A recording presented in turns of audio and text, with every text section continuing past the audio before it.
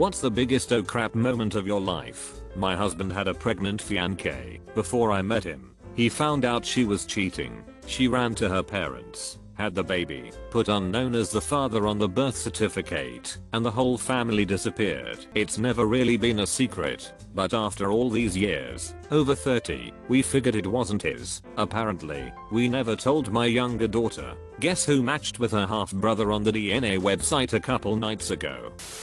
When I was 25 or so, I met and slept with a woman in her mid-40s. She told me she was divorced and all of that. A few months later I started seeing a girl who I really liked. We got on and things were going pretty well. So I get invited round to her parents for Sunday lunch. We get to the house, and she introduces me to her mum and dad. Lo and behold, her mum was the woman in her 40s I'd slept with a few months previously. The only thing running through my head, and hers, was oh shosh. I genuinely don't think I've had a bigger oh moment in my life. I felt like my balls jumped into my stomach, while my stomach near fell out of my ass. Needless to say, that we never told my girlfriend, and I was sworn to secrecy for life by her mother.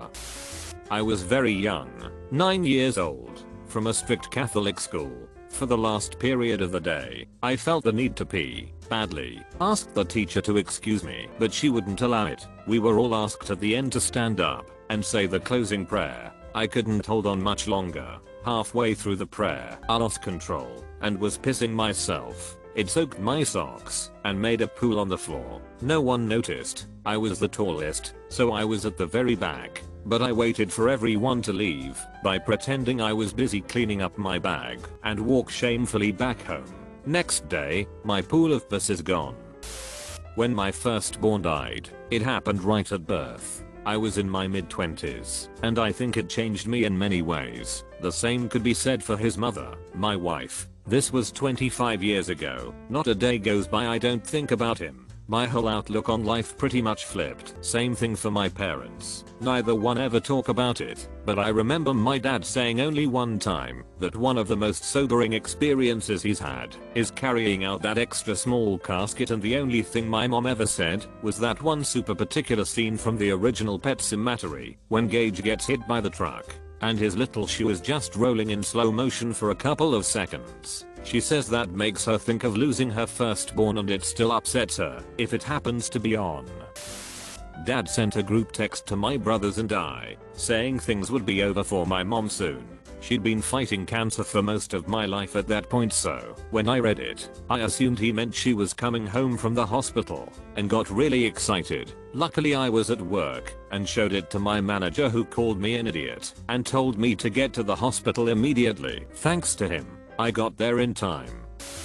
I was returning to college after a school break. It was like worst day ever. I'd lost my wallet, which had all my money and a plane ticket to see my mom in it. I also had just broken up with my very first boyfriend, so lots of drama going on with that too. It was snowing really bad, but I had to get back to school because I had a final to take the next morning. The snow was really deep and my car was a tiny Ford Festiva. I was following a slow moving semi, knowing that he'd block some of the wind for me, and his back lights made it easier for me to tell where the road was. Some jackass in a monster truck just blasted past us in the fast lane, causing my car to shift sideways. Next thing I knew, my car was hydroplaning 360 degrees on the highway. At one point I was facing incoming traffic with another semi bearing straight down at me. I literally just closed my eyes. I knew I was going to die, and I couldn't watch. Next thing I know, my car zips backwards off the road and down a steep hill to where it finally came to rest in about 3 feet of snow. So there I was, 18 years old, just broken up with my first ever boyfriend, wrecked my car. I didn't have boots or a coat. Without my wallet I couldn't pay for a tow truck. I wasn't going to get to see my mom for Christmas, and to make matters worse, it was midnight in the middle of the air of nowhere. This was before cell phones, so there was no way for me to contact help. I just laid down my head on the steering wheel and cried. No worries though, the story ends fine. A truck driver saw me wreck, and he pulled over and came down to see if I was okay. He ended up giving me a ride all the way to school and gave me money to get my car towed the next day. By the time I got home, my roommate had found my wallet in her dirty laundry basket. The truck driver didn't want me to pay him back, so I ended sending him funny Christmas cards for several years until he moved out, putting in a forwarding address. He was truly a rock star of a guy. He saved me that night, literally. I was driving on a 2-lane road headed eastbound and a tractor trailer coming westbound. I came to a stop waiting for the truck to pass so I could make my left turn onto the ramp leading to the main highway, and the truck swerved into my lane super abruptly. I thought that was it for me. I'm so lucky I reacted as quickly as I did. No damage to me or my vehicle. I stared at certain death and just merely slipped from its view. Scariest moment of my life. I have 2 small children and a husband at home. I pulled over on the side of the road and processed for a minute. Went straight home and held my family. So relieving. I can't imagine leaving them. This became a bit of an urban legend in our town, but I knew the girl this happened to personally and don't think she was lying. Apparently this girl was getting stalked by an older man when was 13. He made inappropriate comments to her in a park, followed her after school, etc. She told her dad, but they couldn't find the guy and neither could the police. One night, she noticed the man was outside the window at her house. She woke up screaming and called for her dad, who was up in an instant running outside with his shotgun. The guy tried to get away, but the dad held him up at gunpoint. The dad made the perv walk into the family's horse stable, country town. Family owned horses, tied him down to the breeding rack, stripped his clothes. The guy didn't realize what was happening until it was too late. Said, "You like screwing things half your size, huh? Let's see if my stud here likes it too." Sprayed the guy with mare scent, let the stallion loose, and well pointed did its thing. Apparently he had trouble walking off the property that night. People broke into my apartment while I was not the target and none of my possessions were destroyed or stolen. I still felt unsafe and decided to move. The target was a rumored. He had stalker and harassed a girl both online and IRL. Her brother or boyfriend went after him. Said rumored in the hospital for a while. Driving to the ER one night because I was having a gallbladder attack. It started when I was at home, and my husband refused to drive me to the hospital because he was tired, and I was not allowed to call the ambulance because that would be too expensive. I drove myself because that voice was telling me, "You've got to do this." At one point I almost passed out and nicked my car against a bridge driving into the city. I get there and have to park and walk, and I get to the front door and feel like I'm about to collapse. The receptionist took one look at me and was ordering staff to get a wheelchair and got me back there. Apparently I was grey. Ended up having to have an emergency surgery which was also horribly botched because they cut the artery, claiming it was an anomaly. So I nearly died from the whole thing.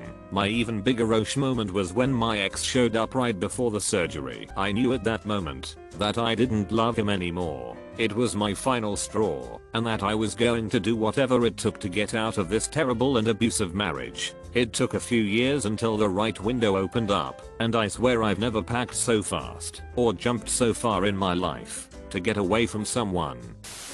When I was probably 8 to 12, any friend I had at my dad's house. Parents divorced when I was 4. My dad forced my friends and I to shower together. He would just walk in and out of the bathroom while we were in the tub or shower. Sometimes even the girlfriends he had over would let their sons, normally 8 to 12, sometimes younger but rarely, shower/bathe with me too. IDK why he was like that, but I didn't know that was weird until probably a year or so ago when my friend freaked out about it. I'm 21 now. Another thing that was weird to me, some of his girlfriend wanted me to sleep in the bed with them when they were over for the weekend. Some would hold me and act like a mother towards me. My whole childhood with my dad was a massive OSH moment. I never realized how much he put me in danger with strangers and their children. His favorite story to tell was when I was probably 6. An ex had her kid like 17 meters at the time over. We would watch SpongeBob and I would bounce on his lap. I haven't seen my dad since I was almost 13.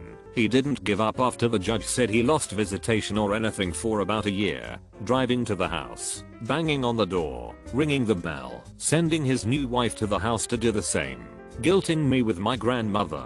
I have diagnosed PTSD from him. It was a brisk January morning in 2017. The year was new and full of possibility. I had started a job at a moving company not long before, making decent money. I had just quit my overpass shifts and things were looking up. I was young, in shape, and just living. The day was windy, gusting heavily. Our move that day was a struggle. Ever carried a mattress when an ocean of wind hits it at 40 miles per hour? We get to the drop-off location and we are unloading the truck. Side driveway big enough we can park in parallel with the garage to try and block some wind with the truck. I grab a dolly, hand truck, and my coworker, tipped back a set of metal lockers, the 5 feet tall skinny kind from high school but flat bottom, old beat up and rusty. So we go down the ramp, me holding the dolly, my guy holding the lockers to keep steady, hit the ramp, and feel the wind. But we keep it steady down the ramp. We start walking to the garage to get behind the truck when one more gust hits the broad side of the lockers, sending them tipping. I try to save them by setting the dolly, but they kept tipping and fell off, hitting the ground and a concrete vase with it. Oh sh, I said as I worried about the vase and the lockers. As this thought passed, my body had instinctively grabbed my right arm with my left hand. Except when I grabbed my arm I felt something that I was only familiar with because I hunt. The feeling of open flesh. I looked to see my hand and arm covered in blood in the bright white of bone contrast against the red. The locker had sliced the top of my forearm all the way to the bone and the entire width. Oh sh. My coworker turns and sees what happens. Our third guy, B, comes bolting out of the house. I feel no pain. Full adrenaline dump. I know only 2 things. I'm bleeding and I need an ambulance. So to stop the bleeding we had coworker A take off his thin Nike Pro shirt and use that for a tourniquet and coworker B called 911.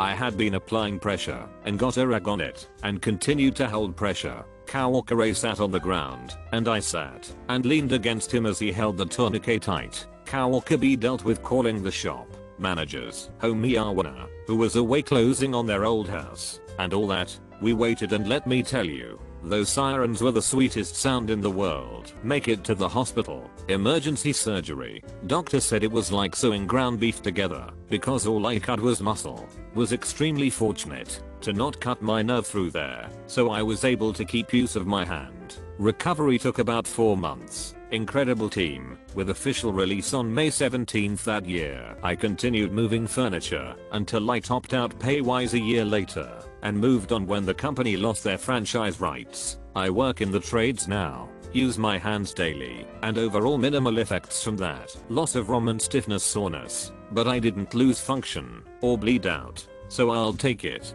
That is my biggest OSH moment, the moment I cut my arm in half. I won't name them, but if they see this, they'll know who they are. Coworkers A and B, I'm forever grateful I worked with you that day. Thank you. And shout out to all my medical staff, surgeon, physical therapist, you all made the difference in my recovery.